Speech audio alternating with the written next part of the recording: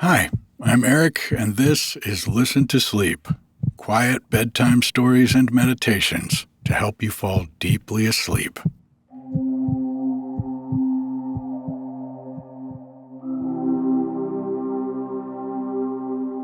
Tonight, I'm here with a special preview episode of Listen to Sleep Plus. Every Wednesday night, I read a longer book serially on Listen to Sleep Plus, a subscription version of the podcast available through the Patreon. When you join, you get immediate access to all the books I've read so far, including Alice in Wonderland, Peter Pan, and The Children of Odin, a book of Norse tales, which we just finished. This week, we're starting Winnie the Pooh by multiple request. And over the coming weeks, I'll read the entire book, chapter by chapter, on Wednesday nights on Listen to Sleep Plus. Each episode is at least a half hour long and has no ads or introduction. We just get straight into the story. Listen to Sleep Plus subscribers also get access to every episode in the Listen to Sleep library without any ads or introductions. And they get the new episodes every week, a day earlier, for just $5. You'll get 8 new story episodes and 4 meditations every month. And they're even cheaper when you pledge your support for a year. You'll get 10% off. There's no risk. You can try it for 30 days, and if you change your mind, just let me know, and I'll happily give you a full refund. We're at just over 400 patrons supporting the podcast right now. Thank you so much to everyone who's doing that. I really appreciate it. My goal is to get to 1,000 patrons this year, which would allow me to make Listen to Sleep a full-time endeavor. Your subscription to Listen to Sleep Plus puts me one step closer to reaching that goal. If you'd like to sign up or get more information, there's a link in the show notes, or you can go to the website, listentosleep.com. Also, I don't want anything to keep you from getting the sleep you deserve. So if you'd like a subscription to Listen to Sleep Plus, but can't afford it right now, just let me know, and I'll set you up with a free subscription for as long as you need it. And now, without further ado, let's get to the story.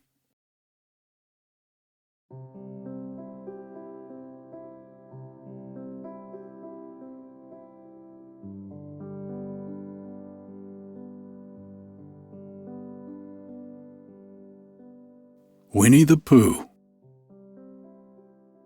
Chapter 1, in which we are introduced to Winnie the Pooh and some bees, and the stories begin. Here is Edward Bear, coming downstairs now, bump, bump, bump on the back of his head, behind Christopher Robin. It is, as far as he knows, the only way of coming downstairs.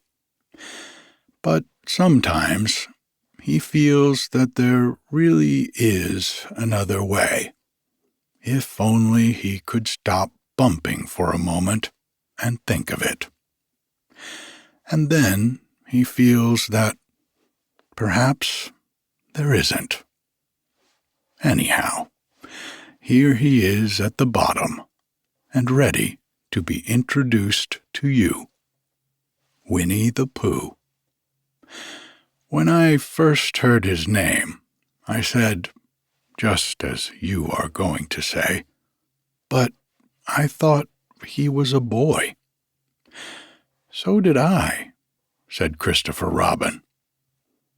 Then you can't call him Winnie. I don't. But you said, he's Winnie the Pooh. Don't you know what "der" means? Ah, yes, now I do, I said quickly.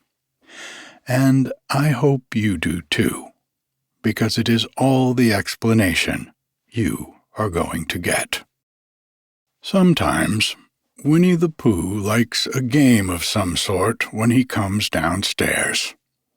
And sometimes he likes to sit quietly in front of the fire and listen to a story.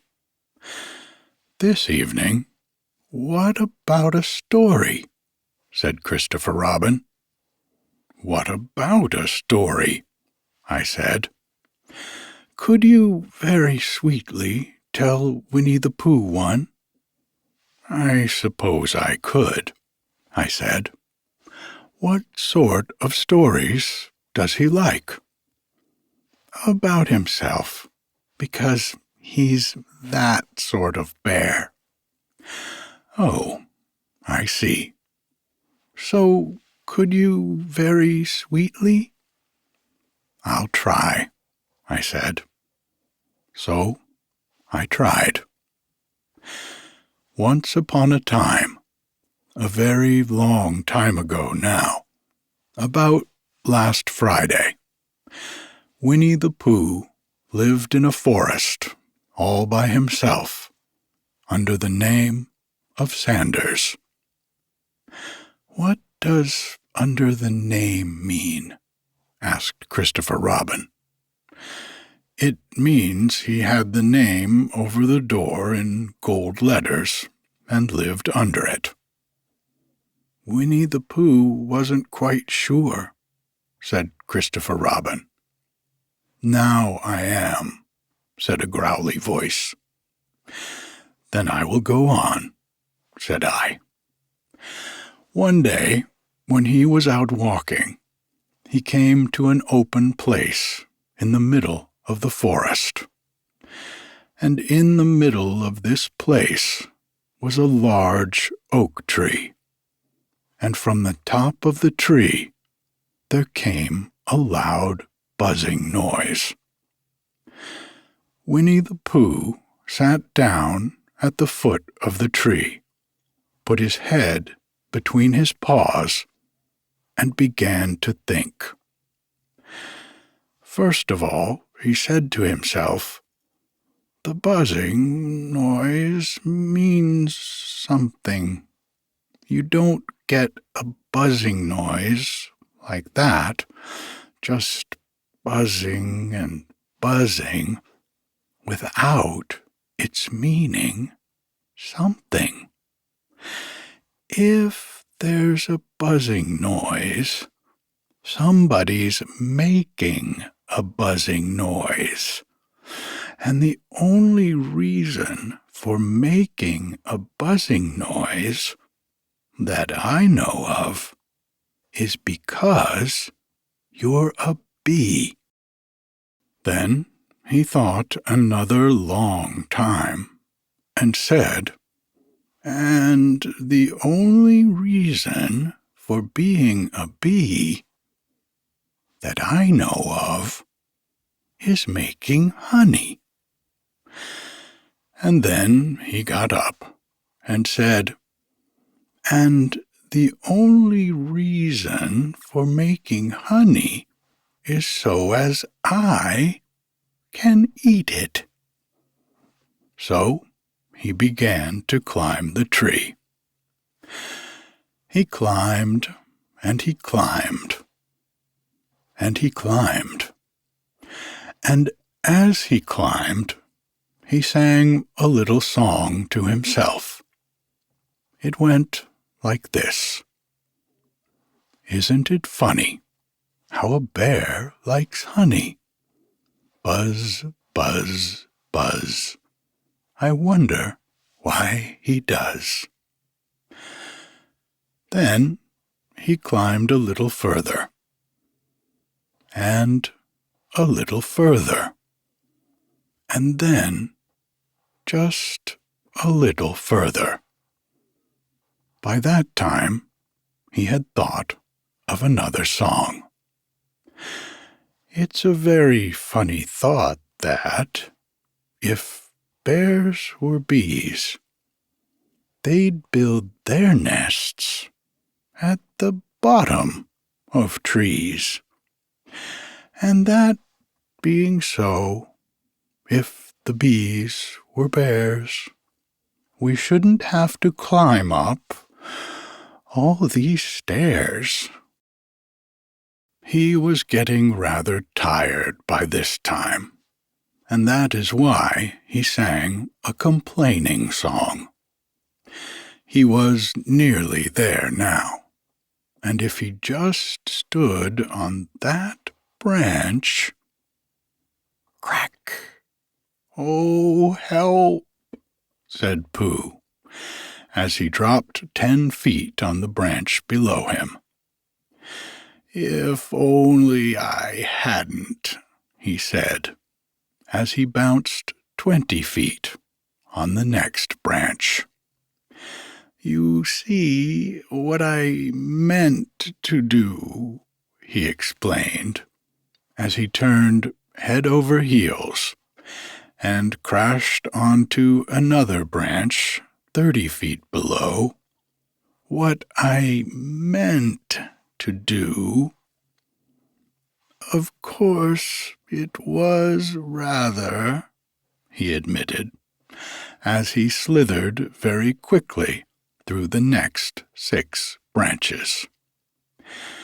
"It all comes, I suppose," he decided, as he said goodbye to the last branch, spun round 3 times, and flew gracefully into a gorse bush. "It all comes of liking honey so much. Oh, help!" He crawled out of the gorse bush, brushed the prickles from his nose, and began to think again. And the first person he thought of was Christopher Robin. "Was that me?" said Christopher Robin, in an awed voice, hardly daring to believe it. "That was you." Christopher Robin said nothing, but his eyes got larger and larger, and his face got pinker and pinker. So Winnie the Pooh went round to his friend Christopher Robin, who lived behind a green door in another part of the forest. "Good morning, Christopher Robin," he said. "Good morning, Winnie the Pooh," said you. "I wonder if you've got such a thing as a balloon about you." "A balloon?"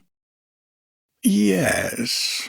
I just said to myself, coming along, I wonder if Christopher Robin has such a thing about him. I just said it to myself, thinking of balloons and wondering." "What do you want a balloon for?" you said. Winnie the Pooh looked round to see that nobody was listening, put his paw to his mouth, and said in a deep whisper, "Honey." "But you don't get honey with balloons." "I do," said Pooh. "Well, it just happened that you had been to a party the day before at the house of your friend Piglet, and you had balloons at the party. You had had a big green balloon, and one of Rabbit's relations had had a big blue one, and had left it behind, being really too young to go to a party at all. And so you had brought the green one and the blue one home with you." "Which one would you like?" you asked Pooh. He put his head between his paws and thought very carefully. "It's like this," he said. "When you go after honey with a balloon, the great thing is not to let the bees know you're coming. Now, if you have a green balloon, they might think you were only part of the tree and not notice you. And if you have a blue balloon, they might think you were only part of the sky and not notice you. And the question is, which is most likely? Wouldn't they notice you underneath the balloon?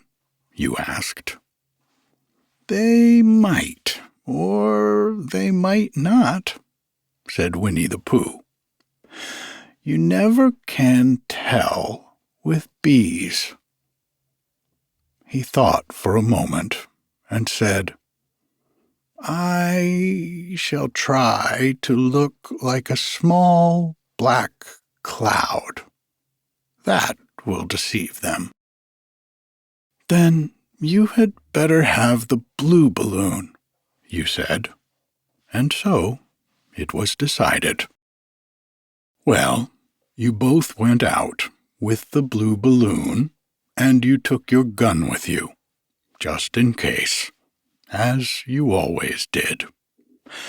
And Winnie the Pooh went to a very muddy place that he knew of, and rolled until he was black all over. And then, when the balloon was blown up as big, and you and Pooh were both holding on to the string, you let go suddenly, and Pooh Bear floated gracefully up into the sky, and stayed there, level with the top of the tree, and about 20 feet away from it. Hooray! You shouted. Isn't that fine? Shouted Winnie the Pooh down to you. What do I look like? You look like a bear holding a balloon, you said.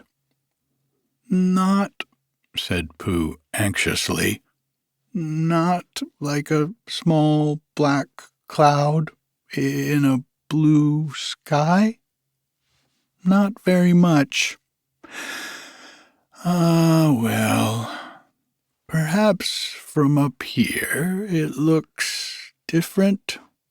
And as I say, you never can tell with bees. There was no wind to blow him nearer to the tree, so there he stayed. He could see the honey, he could smell the honey, but he couldn't quite reach the honey. And after a little while, he called down to you. Christopher Robin, he said in a loud whisper. Hello. I think the bees suspect something. What sort of thing? I don't know, but something tells me that they are suspicious. Perhaps they think that you're after their honey. It may be that. You never can tell with bees. There was another little silence, and then he called down to you again. Christopher Robin. Yes? Have you an umbrella in your house? I think so. I wish you would bring it out here and walk up and down with it, and look up at me every now and then and say, "Tut, tut, it looks like rain." I think if you did that, it would help the deception which we are practicing on these bees. Well, you laughed to yourself. Silly old bear.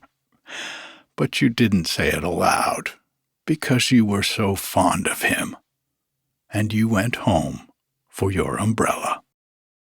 "Oh, there you are," called down Winnie the Pooh, as soon as you got back to the tree.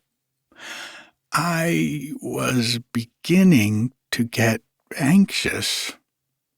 I have discovered that the bees are now definitely suspicious." "Shall I put my umbrella up?" you said. "Yes, but wait a moment. We must be practical. The important bee to deceive is the queen bee. Can you see which is the queen bee from down there?" "No." "A pity. Well, now, if you walk up and down with your umbrella, saying, 'Tut, tut, it looks like rain,' I shall do what I can by singing a little cloud song, such as a cloud might sing. Go." So, while you walked up and down and wondered if it would rain, Winnie the Pooh sang this song. "How sweet to be a cloud, floating in the blue. Every little cloud always sings aloud. How sweet to be a cloud, floating in the blue. It makes him very proud to be a little cloud." The bees were still buzzing as suspiciously as ever. Some of them, indeed, left their nests and flew all round the cloud as it began the second verse of this song. And one bee sat down on the nose of the cloud for a moment, and then got up again. "Christopher, ow, Robin," called out the cloud. "Yes?" "I have just been thinking, and I have come to a very important decision. These are the wrong sort of bees." "Are they?" "Quite the wrong sort. So I should think they would make the wrong sort of honey. Shouldn't you?" "Would they?" "Yes, so I think I shall come down." "How?" asked you. Winnie the Pooh hadn't thought about this. If he let go of the string, he would fall. Bump. And he didn't like the idea of that. So he thought for a long time, and then he said, "Christopher Robin, you must shoot the balloon with your gun. Have you got your gun?" "Of course I have," you said. "But if I do that, it will spoil the balloon," you said. "But if you don't," said Pooh, "I shall have to let go, and that would spoil me." When he put it like this, you saw how it was. and you aimed very carefully at the balloon and fired. "Ow!" said Pooh. "Did I miss?" you asked. "You didn't exactly miss," said Pooh, "but you missed the balloon." "I'm so sorry," you said, and you fired again, and this time you hit the balloon, and the air came out slowly, and Winnie the Pooh floated down to the ground. But his arms were so stiff from holding on to the string of the balloon all that time that they stayed up straight in the air for more than a week. And whenever a fly came and settled on his nose, he had to blow it off. And I think, but I am not sure, that is why he was always called Pooh. "Is that the end of the story?" asked Christopher Robin. "That's the end of that one. There are others. About Pooh and me, and Piglet, and Rabbit, and all of you. Don't you remember?" "I do remember. And then, when I try to remember, I forget." "That day when Pooh and Piglet tried to catch the heffalump, they didn't catch it, did they?" "No. Pooh couldn't, because he hasn't any brain. Did I catch it?" "Well, that comes into the story." Christopher Robin nodded. "I do remember," he said. "Only Pooh doesn't very well, so that's why he likes having it told to him again, because then it's a real story and not just a remembering. That's just how I feel," I said.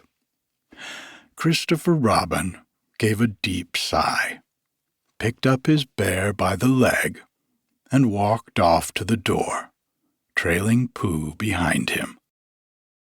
At the door, he turned and said, "I didn't hurt him when I shot him, did I?" "Not a bit." He nodded and went out, and in a moment I heard Winnie the Pooh bump, bump, bump, going up the stairs behind him. Chapter 2, in which Pooh goes visiting and gets into a tight place. Edward Bear, known to his friends as Winnie the Pooh, or Pooh for short, was walking through the forest one day, humming proudly to himself. He had made up a little hum that very morning, as he was doing his stoutness exercises in front of the mirror. Tra-la-la, tra-la-la, as he stretched up as high as he could go, and then tra-la-la, tra-la, oh, help, la, as he tried to reach his toes. After breakfast, he had said it over and over to himself until he learnt it off by heart, and now he was humming it right through, properly. It went like this: tra-la-la, tra-la-la, tra-la-la, tra-la-la, rum-tum-tiddle-um-tum, tiddle-iddle, tiddle-iddle, tiddle-iddle, tiddle-iddle, rum-tum-tum-tiddle-um. Well, He was humming this hum to himself and walking along gaily, wondering what everybody else was doing and what it felt like being somebody else, when suddenly he came to a sandy bank, and in the bank was a large hole. "Aha!" said Pooh, rum-tum-tiddlum-tum. "If I know anything about anything, that hole means rabbit," he said. "And rabbit means company," he said. "And company means food, and listening to me humming, and such like. Rum-tum-tum-tiddlum." So he bent down, put his head into the hole, and called out, "Is anybody home?" There was a sudden scruffling noise from inside the hole, and then silence. "What I said was, 'Is anybody home?'" called out Pooh very loudly. "No," said a voice, and then added, "You needn't shout so loud. I heard you quite well the first time." "Bother," said Pooh. "Isn't there anybody here at all?" "Nobody." Winnie the Pooh took his head out of the hole and thought for a little. And he thought to himself, "There must be somebody there, because somebody must have said nobody." So he put his head back in the hole and said, "Hello, Rabbit, isn't that you?"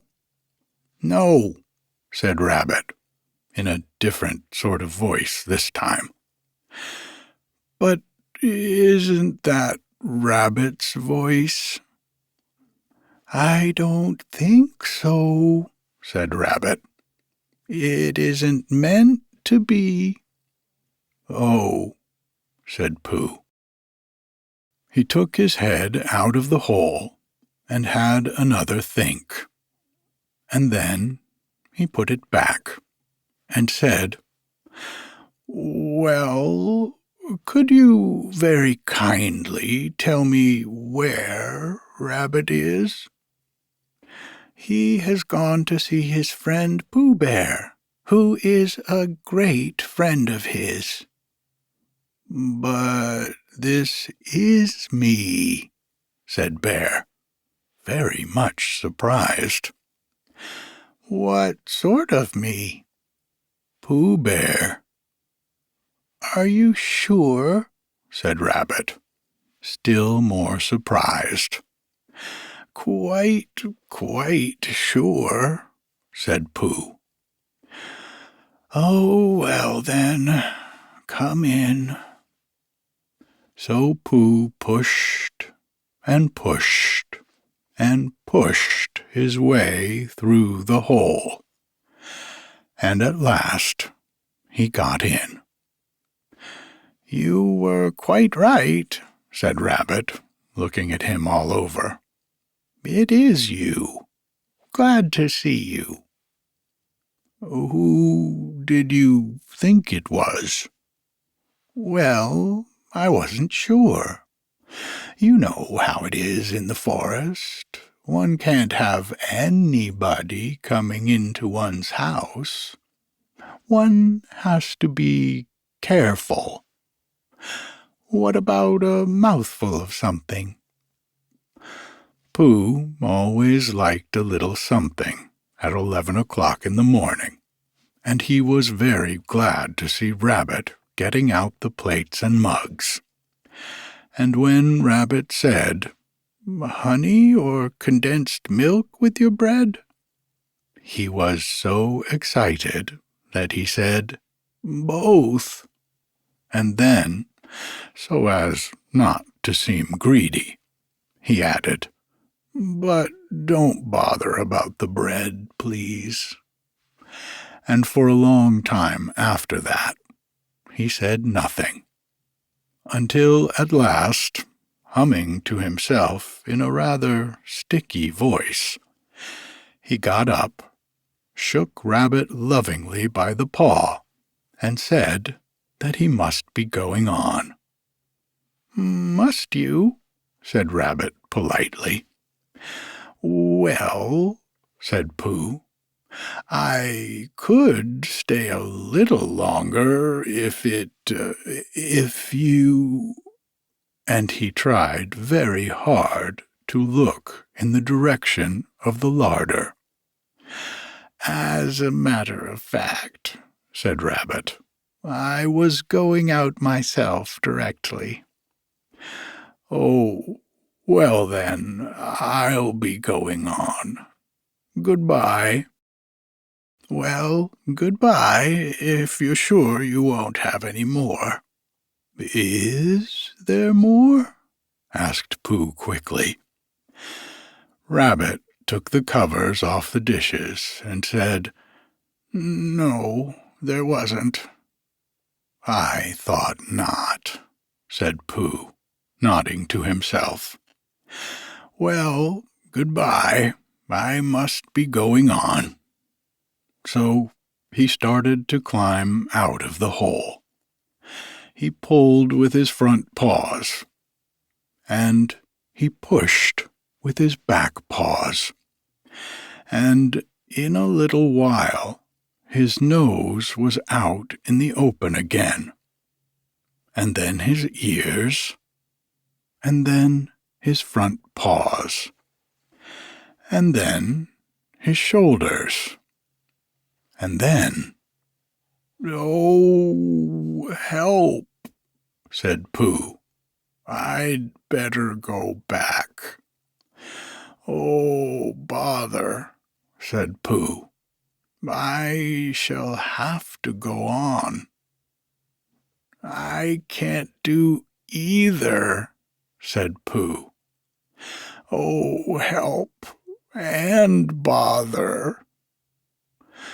Now, by this time, Rabbit wanted to go for a walk too, and finding the front door full, he went out by the back door and came round to Pooh and looked at him.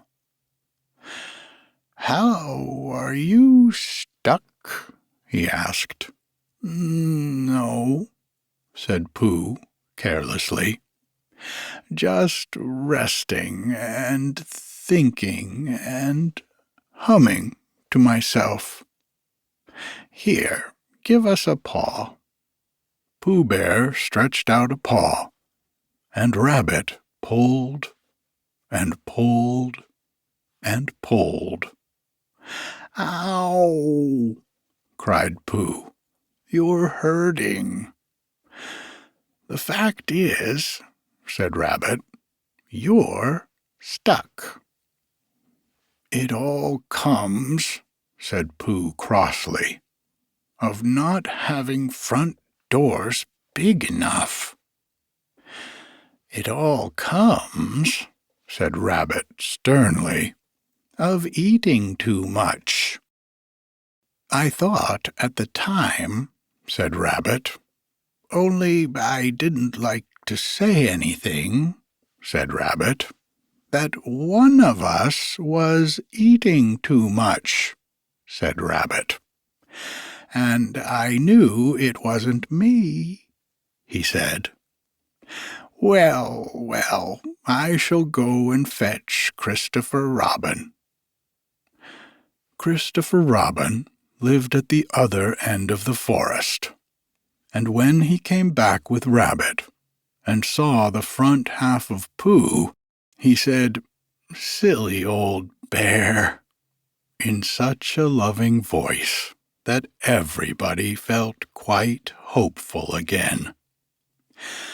"I was just beginning to think," said Bear, sniffling slightly, "that Rabbit might never be able to use his front door again, and I should hate that," he said.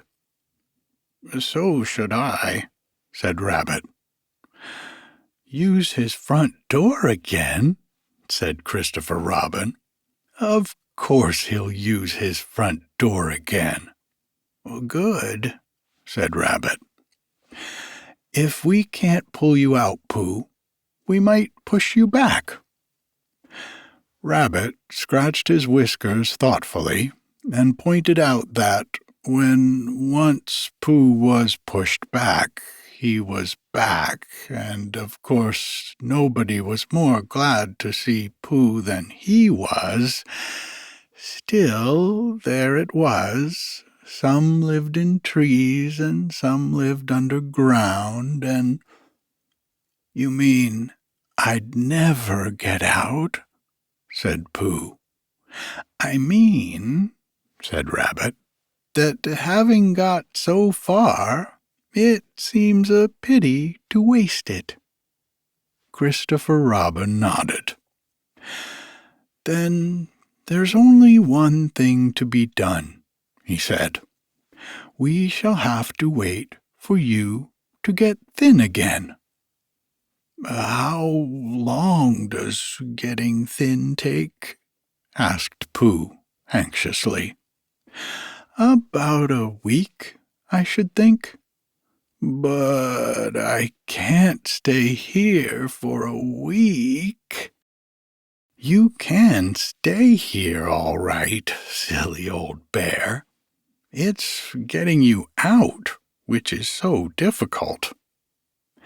"We'll read to you," said Rabbit cheerfully. "And I hope it won't snow," he added. "And I say, old fellow, you're taking up a good deal of room in my house. Do you mind if I use your back legs as a towel horse?